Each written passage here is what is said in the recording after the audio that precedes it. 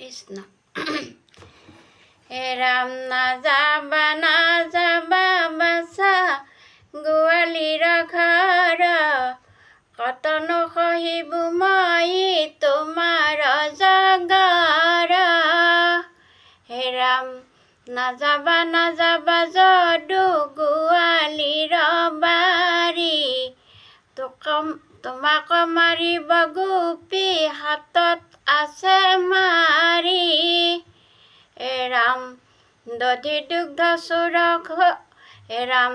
দধি দুগ্ধ মোৰ ঘৰে খোৱা পেট ভৰি দুখীয়াৰ চৱাল হেন ফুৰা চুৰি কৰি হে ৰাম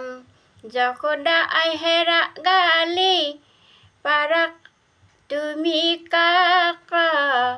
কত জন্মৰ পুনৰ ফলে পুত্ৰ পাইলা মোক